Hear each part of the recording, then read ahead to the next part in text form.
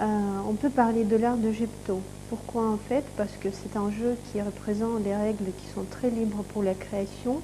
C'est pour ça qu'on a exposé ici des choses très différentes, faites par les amateurs et par les professionnels du monde de l'art. Ça commence par l'œuvre d'un des plus célèbres artistes de Yakoutie, Afanassi Osipov, qui est membre de l'Académie des Beaux-Arts de Russie. Et c'est un jeu qui représente les paysages de Yakoutie, et des animaux de Yakoutie et des nuances des couleurs des paysages de Yakoutie. Et il représente le déplacement dans l'espace soi-disant réel. C'est vraiment une poursuite, une vraie chasse.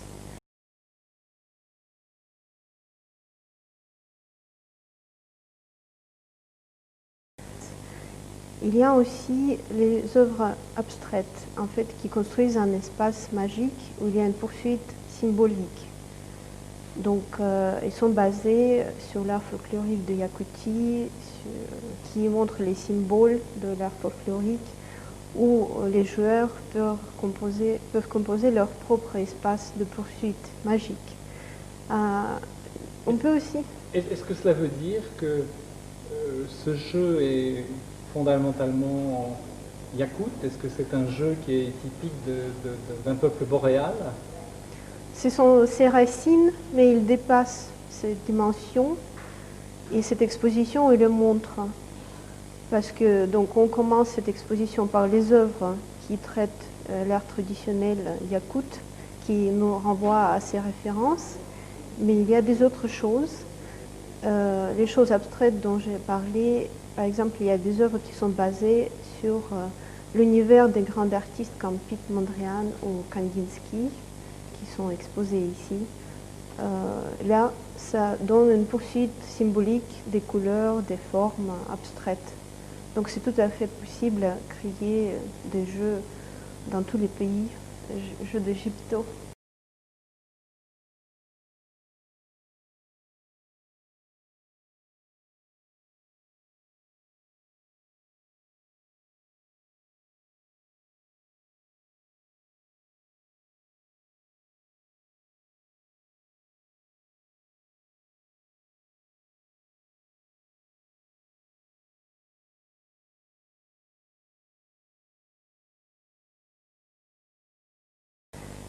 Je présente aussi deux œuvres qui m'appartiennent, qui sont pas très adaptées, pas strictement aux dimensions données par les règles de Gypto, mais qui sont tout à fait utilisables pour jouer à ce jeu.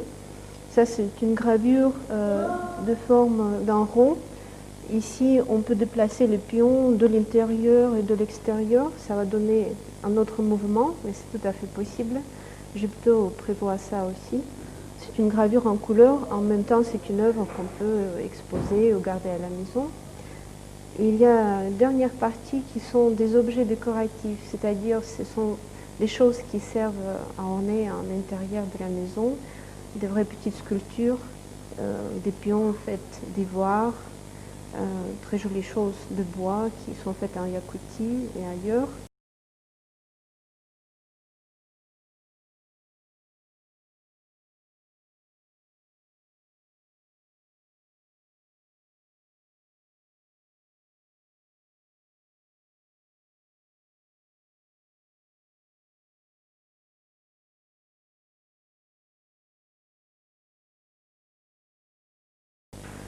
Ce sont en même temps, les jeux de Gypto, les objets fonctionnels, et ce sont des éléments de décor.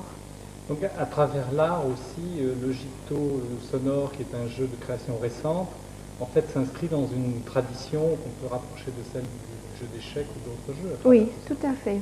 C'est une grande tradition historique qui mérite beaucoup de discussions, des analyses en soi, des thèses. Les grands artistes faisaient des jeux comme Goya ou Léonard de Vinci. Et Gypto s'introduit tout à fait bien dans cette grande tradition des rapports des jeux de l'art. Si on peut dire que les jeux sont des objets qui servent à jouer, l'art c'est un lieu où on joue.